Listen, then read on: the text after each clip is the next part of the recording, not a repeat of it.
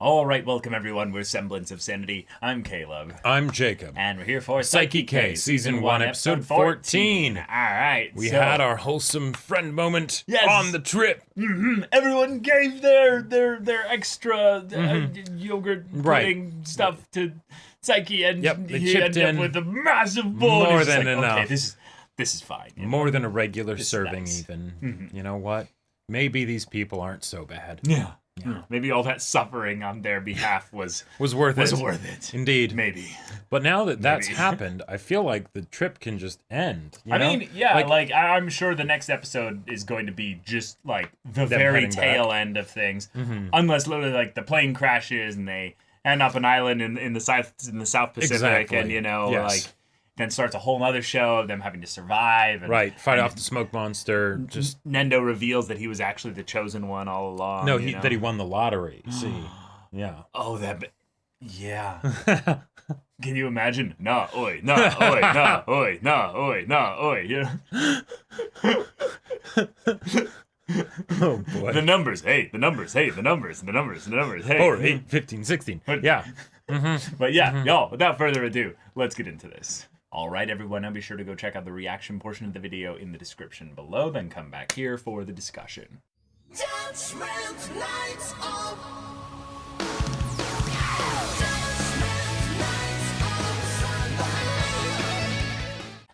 Okay, we have a new character. We do indeed. A new member of the cast, and he's in prominently in the OP and ED along the main group.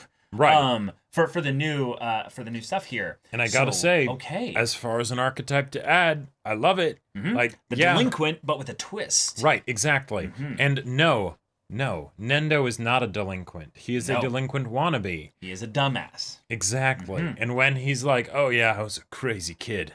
I ate a whole watermelon by myself. I chased a mosquito around with a mosquito thing. Oh yeah. Yep. Oh yeah. Nendo is the epitome of the kind of wholesome teddy bear dude bro who doesn't realize how kind of dumb he sounds. Yep. But he's pretty harmlessly lovable. Oh yeah. Except when you have to deal with him. Like, then it's just like, okay, god damn it. In a like, literal sense, he is, harmless, right? Yeah. In a emotional, mental sense, he is not. He's terrifying. Indeed. And having this Kuboyasu, Eren, be the guy who's going around trying to understand the social dynamics of the cast is a really fun way to refresh us on, okay, not only who are all the characters, but what are the ways in which they stand out in a unique way to somebody who is an outsider. Right. So someone who looks at all this and doesn't have an immediate correct interpretation of who all these people are, kind of flounders around a bit as they're like, Saiki, oh, okay, that's Saiki. Yeah, he gets Nendo, I don't know about this Nendo guy. Right, he gets discouraged when he looks at Kaido and hears him talk and is like, I have no idea what he's saying. But he must be a normal person. He must be a normal person, so damn, I'm just really, I'm really out of touch. I need to adjust. And it's like, no, you're doing fine, dude. You're great, man. Yep. You came to a class full of weirdos. Exactly. And the like, oh, I need to make sure that I like curb my killing instinct of like, okay, someone looks at me funny or, brushes my shoulder or whatever. I want to put a fire extinguisher through their head. Exactly, when they're not looking. Or, oh, but then there's sometimes where that's helpful, Right. Someone's getting bullied at school. You pick up a locker over your head and threaten to smash them with it. Yep. And then, of course, you do the same kind of posture to make sure that the person who is being bullied doesn't tell anybody about what happened. You have this freakish strength and you are capable of destroying every bully in school. Exactly. They're just this shadow kind of leader, if you will, that Kaido would eventually start to follow as everyone stops bullying, like entirely. Like anyone that's a bully is like, for some reason, like the bullies have just stopped. I don't know why. And then some. Well, and some of the bullies like start to be like, oh man, there's this crazy person around here, and he's like, wait. Is this you too? Is this their overlords from Dark Reunion? Or is Dark Reunion trying to recruit the local the muscle? Conspiracy deepens. Yeah, exactly. Yep. I love the idea though that Hyro was the one that had the essence of what it is to be a true man. That's right. And because Hyro is not just Genki, you know, overzealous, you know, sports boy, but also very popular. Like, his energy is high. Right. But that could be something that he could see as maybe like kind of fake, you know, something that's not like true. Sure. And he's like, no, this is genuine. He actually does care about all these people. Yep. And not only that, he's competitive. He Indeed. desires to improve, and he's like, oh. Right. He's aggressive with his interests. You know, it's yeah, like, exactly. all right, I can get behind that. So this is awesome. Kobayasu's been here for one episode, and I'm already like, go man, make some That's right. friends, and you're gonna do it just fine. Just steer clear of Teruhashi. Don't tattoo Don't do anything. Heart Teruhashi or whatever on your shoulder. That's no. Yeah. It's funny because wouldn't work. there will be a whole number of people that will want to kill him, and he'll literally be like, Oh, yeah. don't get lured by their bait. And then Teruhashi has to clear up. No, I'm not with this guy. I know he tattooed that on his shoulder, Right. but I'm not. Saiki, please, you have to understand. Oh my god. And then he realizes, oh, it all does ultimately flow back to Saiki. Indeed. What is this man? I feel like the way that he observed and like assessed the social pecking order Sure. of this show is also kind of fun in some meta ways of like, yes, it's like the show plays into that little bit of wish fulfillment in the right ways, you know, where it's like, yes, you've got the super overpowered protagonist. It's not about whether or not they can solve problems with their abilities, of course, because it's about whether they can have a regular life without being exasperated on a day-to-day basis. Yep. But, you know, they still have all the girls liking them, all the guys being like, hey, dude, you're awesome, right? wanna You be know, friends, they want to be friends. And so then you have the person from the gangs that shows up and he's like, oh yeah, no, that is the alpha in this territory. Right. Like, okay, I see. don't know why. But yeah, it doesn't make sense, but for some reason. But definitely everybody that's somebody here respects him. That's right. I will understand this. Teach me, sensei. Yes, exactly. Yeah, that's absolutely what's got to happen. It's basically going to be this thing of where Hyro and him are going to become basically like self-improvement, like the body improvement club of sorts, you know, for this school. Oh, yeah. And then we'll see maybe how this all ties back ultimately to some kind of competitive sports festival-esque type thing where then he can show off his ridiculous strength and determination and grit. Right. But ultimately that everyone still, you know, sees Saiki and as the end-all be-all. the thing that needs to happen after that, right? Because he'll be like, okay, Saiki is so badass and awesome and everyone respects him. I need to learn from him. Then he needs to meet Saiki's parents. And then he can hear Saiki's dad go on the tirade about what the yen to Schulich's ratio, you know, and things like that. And the appreciation for the finer types of leather, you know, and he'll just be like, and the circle will stop right Yeah. there. He'll be like, how the fuck did we get here? right. He'll just blue screen. Like, Yeah. That'll be it. He'll be like, I guess Saiki is the main character. Right. I was always a bystander. I was always a bystander, yes. Oh my god. Well, we had also Saiki kind of coming to the realization that his cafe might end up going out of business. Yep. He frequents there, but he is one of few customers. And Because they left the sign on closed accidentally.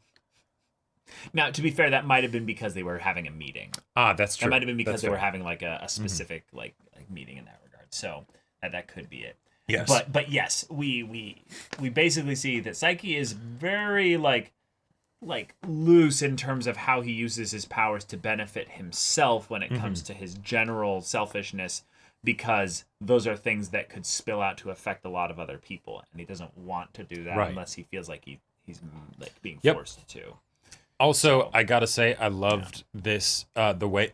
So okay, I've seen a lot of situations where anime girls have to, for some reason, be put into a maid outfit. Yeah. And I've never really appreciated the maid outfit in the way that a lot of anime fans seem to. But as far as the reasoning for why it happened here with Mera, I appreciated that so much, because most of the time it's a bullshit reason anyways, right? Yep. Like, they don't actually have to put on the maid outfit just because some people are like, hey, you should do this. It's like, no, I don't, you know? Like, but in this case, it's like, I'll give you a 30 yen raise. Done. Like, That's 3 pennies, yes. Yeah, exactly. I remember working a minimum wage job, and yes, I was absolutely that kind of person where it's oh, you'll give me an extra quarter per hour? I see. I see. What must I do in order to get this? Like You're like, that translates to an extra $20 over the next couple months, or whatever. And more than that. Yeah. If it's 40 hours a week, that's Right. That's $10 a week. So 40 hours a month, $40 $40 a 4 month. weeks. It's $40 extra a month. That's Right, notable. and if it's 50 cents. That's $80 50 cents, extra. yeah, exactly. That's some Right. serious dough. Yeah. So that was just I appreciated that a lot, and I was almost Younger teen you, Exactly. when you were in your first job, Oh, or yes. what have you. Absolutely, yes. like I would have worn weird things if my boss was like, "I will pay you 25 to 50 cents an hour Yep. more, like just for doing that." I'd be like, "Well, yeah, like, like I was the person where in not my friend group, because I didn't have many friends like at that sort of age, but like the people that knew me, I was your summer basically job, yeah. Or not there specifically, but basically I was known as the person that you would go to if you wanted to see someone try to eat something ridiculous, like something that's not food, like or just do something weird, and it's like, okay, how much will the people have to pay? And I had no problem with that. I didn't see it as like any kind of like picking on me or whatever. I was like, no, I'll do pretty much whatever you want, and I will get your money. Thank you very much. So seeing that, I'd be like 50 cents or 50 yen an hour. Hell yeah. I'm like, and she agreed with 30, and then he raised it to 50 because she was doing such a good job. Exactly. And he's like, "That's fine. I'll just raise my prices to 100 yen extra." Yep. And it's like, oh yeah, there goes the pride. Well, but then he's like, wait, we're not gonna change it. I was so surprised that Mira wasn't like, but I can keep my 50 yen raise, right? I also love the idea of this cafe owner who's absolutely schizophrenic, like absolutely completely lost his marbles. Man. And it's primarily because he's in a bad business, I would say. And Sudobucks is putting him out of business. Yes, exactly. God, no, it's not. It's small and medium. It's not tall and grande and asking for different drinks. We don't have those. If anyone who has worked at a cafe knows that as soon as fucking owner. Starbucks comes out with some new drink, you are expected to be able to make that goddamn drink, even though you're a different business.